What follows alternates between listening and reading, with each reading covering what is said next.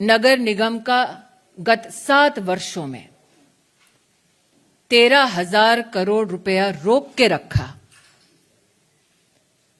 ताकि निगम अपने कार्यों में विफल हो। आज पूर्ण विनम्रता के साथ जिनकी यूपी में नोटा से कम सीट आई, उत्तराखंड में जिनकी जमानतें जब्त हुई, ऐसे अरविंद जी से मेरे कुछ सवाल हैं। क्या अरविंद केजरीवाल जी जानते थे कि दिल्ली में नगर निगम के उच्च अधिकारियों ने, प्रतिनिधियों ने पिछले साल ही रिफॉर्म की दरकार को व्यक्त किया? क्या अरविंद केजरीवाल जी इस बात को स्वीकार करेंगे कि दिल्ली सरकार जानबूझकर 13,000 करोड़ रुपया दिल्ली में नगर निगम को ध्वस्त करने की मंशा से रोक कर बैठे हैं? तो मैं उनसे अपील करना चाहती हूं कि लोकतंत्र की सबसे मजबूत इकाई और ग्रास रूट पर सेवा देने वाली नगर निगम को 13,000 करोड़ रुपया से अब तक अरविंद केजरीवाल ने जो वंचित किया है, दिल्ली के गरीब नागरिकों की मुसीबतों को बढ़ाने का जो काम किया है, मेरा निवेदन केजरीवाल जी से है कि वो गरीब की झुग्गी झोपड़ी क्लस्टर्स में विकास का काम होने दें, निगम के रिफॉर्म का काम ना रोकें, गरीब के घर तक पहुंचने वाली सड़कों के निर्माण में निगम का सहयोग दें, सफाई कर्मियों का फंड ना रोकें, गरीब जिस कम्युनिटी सेंटर का महत्व समझता है उस कम्युनिटी सेंटर का पैसा ना रोकें, गांव के विकास को ना रोकें।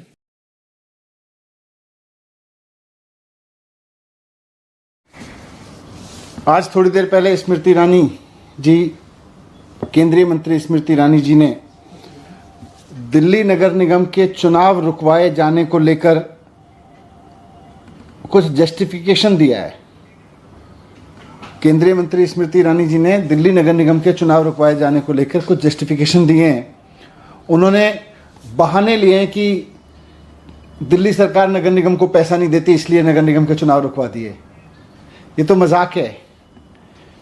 मतलब दिल्ली सरकार पैसा नहीं देती इसलिए आप नगर निगम का चुनाव, पहली बात तो ये झूठ है। दिल्ली सरकार तो पूरा पैसा देती है। नगर निगम में इतना भ्रष्टाचार कर रखा है बीजेपी ने जिसकी वजह से नगर निगम के पास पैसा नहीं है, ये स्वीकार करना पड़ेगा आपको। दूसरी बात, ये बचकाना बहाना है कि दिल्ली सरकार पैसा नहीं देती इसलिए हम नगर निगम के चुनाव रुकवा दे रहे हैं। ये क्या मजाक है? मैं केंद्रीय मंत्री माननीय स्मृति ईरानी जी से 3 चीजें कहना चाहता हूं। उन्होंने जस्टिफाई किया है कि चुनाव रुकवा के बीजेपी ने सही किया है, एमसीडी का चुनाव रुकवा के बीजेपी ने सही किया है। पहली बात तो मैं उनसे कहना चाहता हूं कि मैडम, ये कांग्रेसियों की तरह रोना बंद करो। जब देखो हाय रे, मर गए रे, पिट गए रे, सरकार ने पैसा नहीं दिया रे, ये तो कांग्रेसियों की आदत है। आप कांग्रेसियों की तरह रोने लगे। कांग्रेसियों की तरह रोना बंद करो और हिम्मत से नगर निगम चलाओ जितने दिन आपके पास में बचे हैं।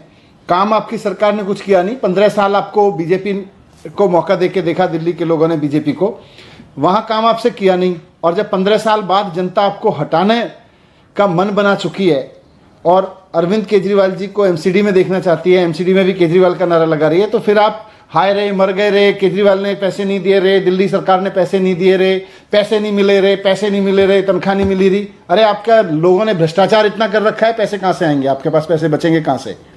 तो पहली बात तो मैं आपको यही कहना चाहता हूं कि कांग्रेसियों की तरह रोना बंद कीजिए मैडम।